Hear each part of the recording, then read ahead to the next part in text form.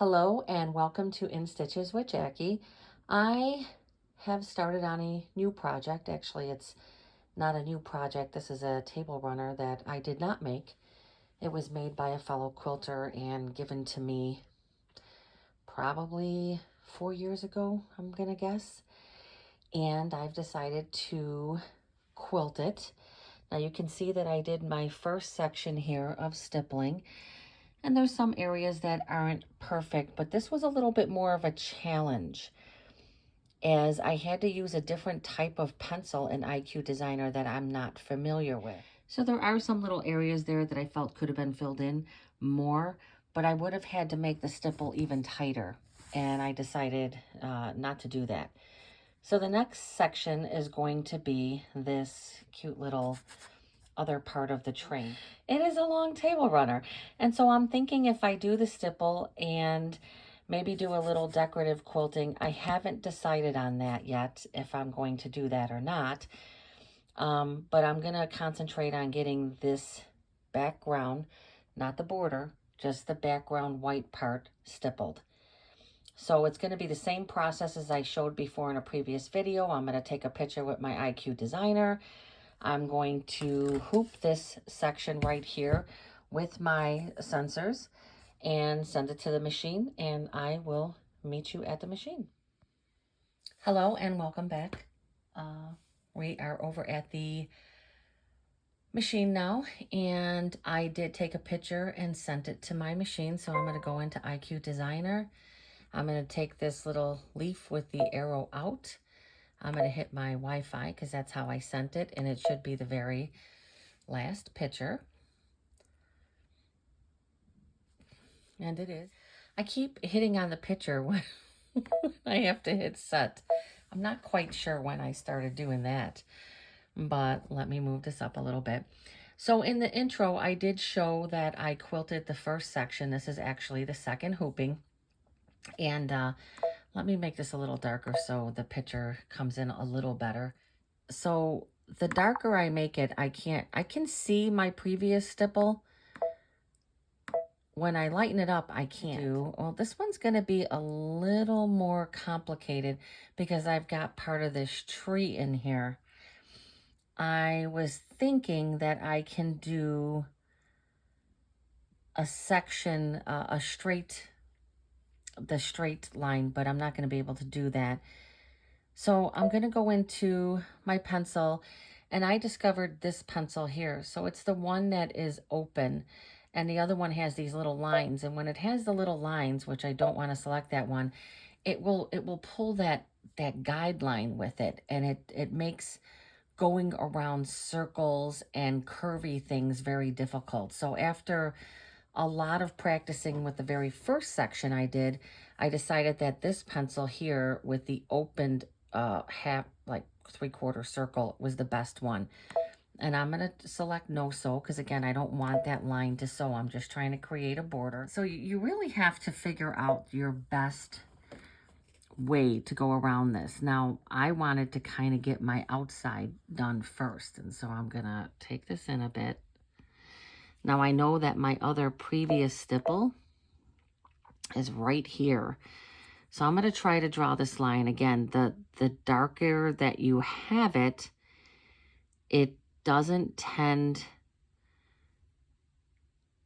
it's harder to see the line. So I think I'm going to start here and see how you can't see the line. I really have to go, I'm going to start here because I'm thinking I can connect there. Now this part here, it's not going to have a stipple. I mean, there's no way. But I'm just trying to do my boundary, and I'm going to stop right there. And hopefully you can see that. I started drawing that line. Now my stipple is like right here from the previous, so I don't want to cross that. So, and right there I did not connect, so I'm going to have to go back. You have to connect, otherwise it is not, it's not going to be, again, it's a little crooked. Now I want to turn this light up and see. I could see right there that I was crossing my stipple. So I'm going to try to redo this line right here. I'm going to touch it, and I am going to go closer to that because I can see that my previous stipple is right on the other side of that. This is a little challenging. I haven't done this before, but we have this in here, and so I like to try, and I am very sorry if this is looking a little weird. And I didn't touch. You have to touch. If you don't touch, okay. So I have that line. So now my next thing is I'm going to come around and I'm going to meet back where I was before, and it should allow me to start a new line to trace around the other parts. And I'm trying to find the best way to do this to where I don't, again, you want to make sure you're touching. I'm going to go around the tree. Again, you don't want to outline this. And I'm touching right where I left off the last time. And you can see that. I touched off right where I left off last time. So I should be able to start a new line. And I left this kind of dark so I can't really see. So let me take the color down. And I'm going to pick up this line again. Oh, that really was not a good line to leave off on. Because, I'm going to just start this over.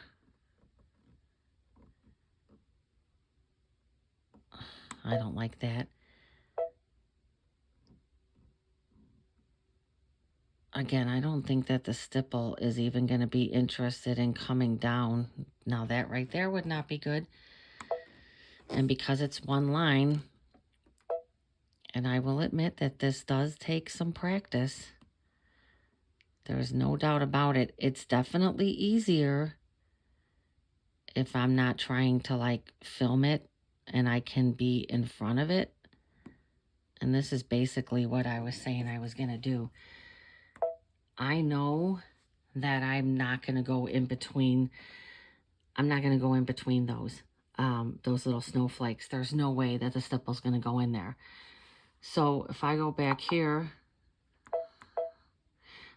the stipple should fill in through here, and there should be a bit of stipple down here. And we're going to be able to see this because I'm going to see now, again, because it's a no-sew line, I really don't have to do this step where I do the bucket and touch it, but I do it anyway. I mean, I don't know. I'm going to go in here now, and I'm going to pick my stipple. Can make it any color I want.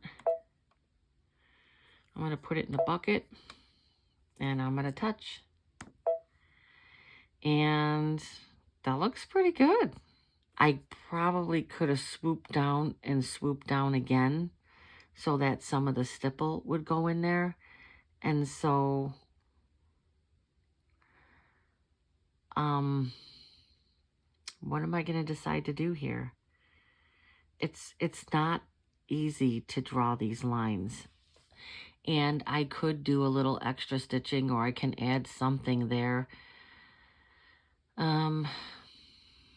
I think I'm going to keep that like it is. I believe that the last one, and I'm going to say that I did not write down. I don't remember if it was 280 or 300 that I increased this to.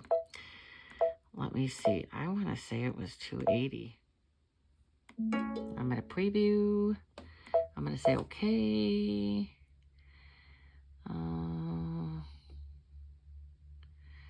That looks pretty good. I kind of think that if I go 300, it's definitely going to be too big. So I'm okay with that. I'm okay with, let me see if I could darken this up some. No, go like that. You can see how the stipple's going to be. And you can see how it's not going to be as close. I'm okay with that. And the reason why I am is because I'm doing a white thread on white fabric. and it's not going to be that big of a difference. All right, so I'm going to set that. I'm going to say I'm okay with that. And we're going to go here.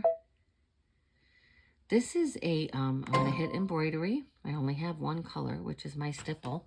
And let me put my hoop on. Okay, so I have my hoop on here. I'm going to hit embroidery. And then I'm going to hit my, as I always do, my +1, so that I know exactly where my thread is coming up. And I could see on the screen here, my stipple is going to match up pretty good. So I'm going to go down, get this started. And I matched that up, I think, pretty good. Probably could have done a little better with it, but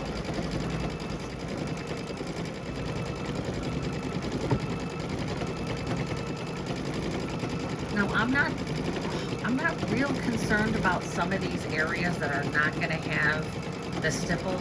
You just plain can't do it. I would have had to go with a super tiny stipple for it to want to go in those areas, and I'm just not going to do that. And I wanted to try something different. I always use the same pencil, which is like the lightning bolt pencil for my other projects. This is the first project I have done actually where I've had to draw around stuff like this. Now it is going to stop and start again because of the plain fact that it's just separated. And that's another issue that, oh well, I'm not going to be able to pull that thread up because I didn't turn my cutter off, and that's fine.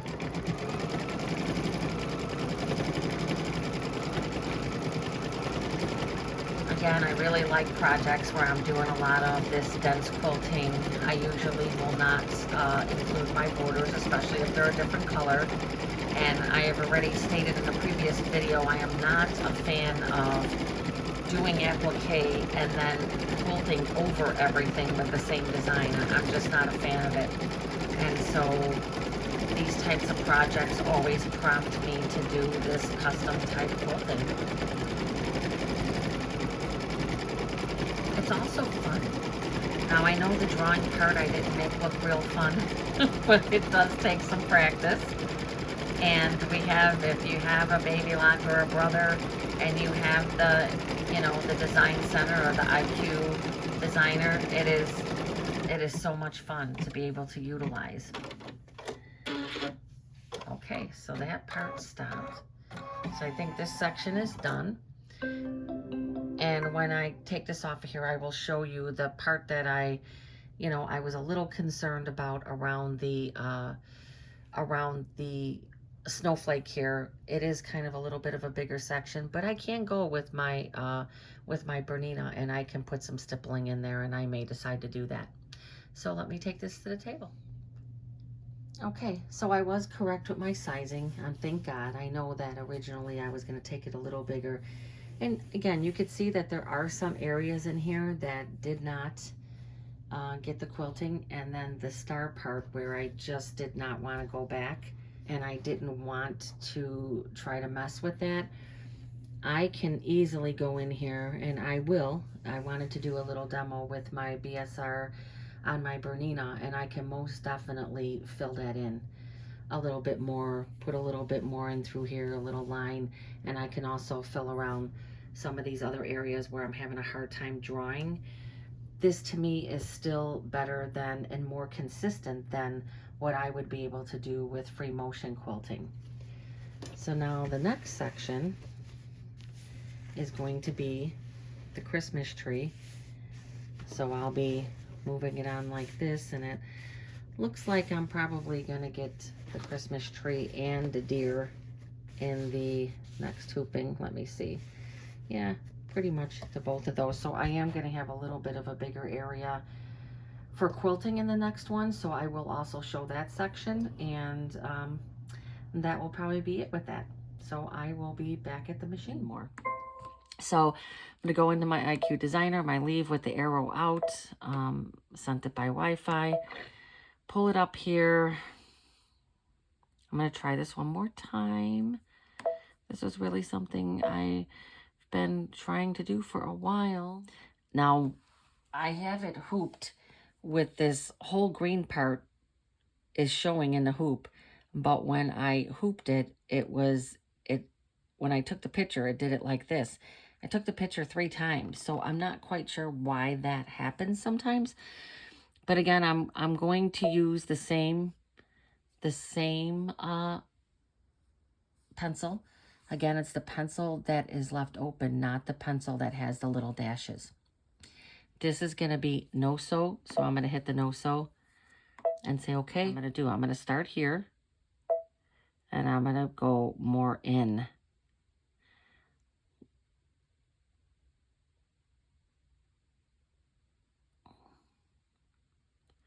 I can also say that it has definitely gotten easier. I'm going to stop that line there. Again, when you stop, it does a break, so that if I mess up with the rest of my line, I don't have to worry about losing my whole line. Okay, so now I'm going to make sure to attach. I attach that well. I'm not even going to try to go under that section. I'm going to go back. I'm going to try to get close to the tree as I can. Yeah, I can feel that I am much more comfortable. I'm going to connect it here. It's connected. I am also going to draw a little line in through here. Oh, that's too close. And make sure you don't do 2 things.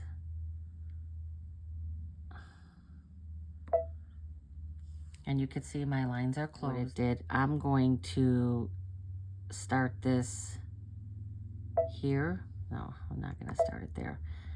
I'm going to start this here, go it along the bottom.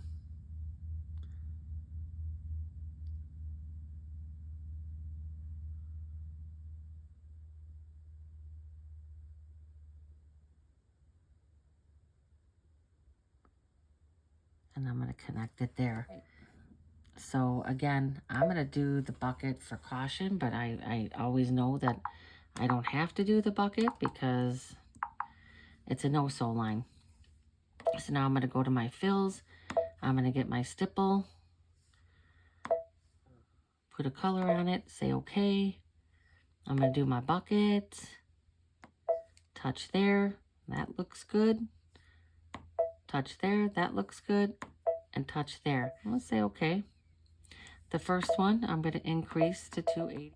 Okay, 280. And then I'm going to see if, can I set that? I'm going to set that.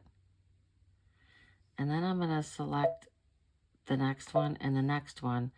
And I'm also going to do this one to 280. See if I can do both of these at once. I don't know if it's going to tell me I can't, or if it isn't going to set that first one. Okay, that's great because it didn't say anything about being outside. I'm going to return, I'm going to reselect that and make sure it's at 280, and it is. And I'm going to say update the background image, definitely. All right. Now I'm going to do this. Let me get this mesh loaded and we will do the stitch out. Yeah, it's only going to do this little tiny section in there. That's okay.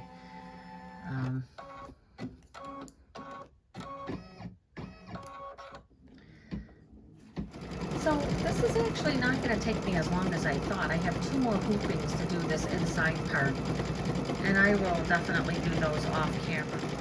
All right, this stitch out here is only 4 minutes, so we're going to let that stitch out.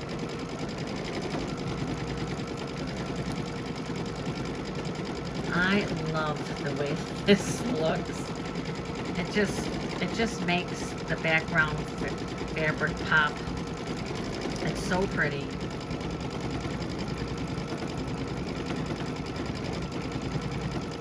It's gonna be such a pretty little, I mean, obviously a table runner that you wouldn't want anybody putting anything on, right? This was all AccuQuilt dies. So she had the whole set of them, and she actually did the blanket stitch and, you know, did everything. Like I said, I didn't make this. Not to say I couldn't. I definitely could make this, but just don't want to take credit for something I did not make.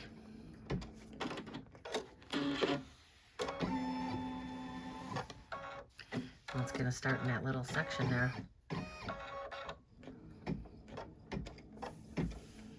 Again, I don't know if anybody would want to put in the, oh, well, maybe that wasn't very smart to try to go in there. It only did one little tiny thing.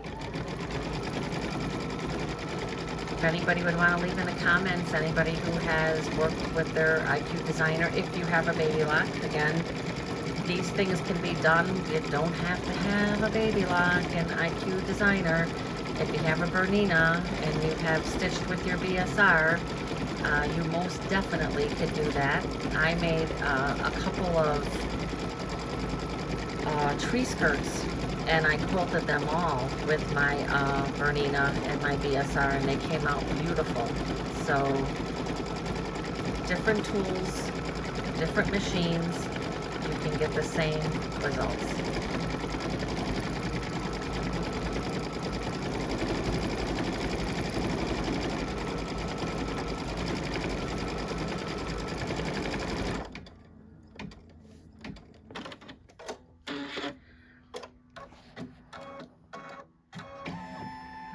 So, all right, well, I think I'm going to do the last two sections off camera because it's basically going to be the same technique, taking a picture, sending it to the machine, drawing with the pencil, and filling in my stipple and stitching it out.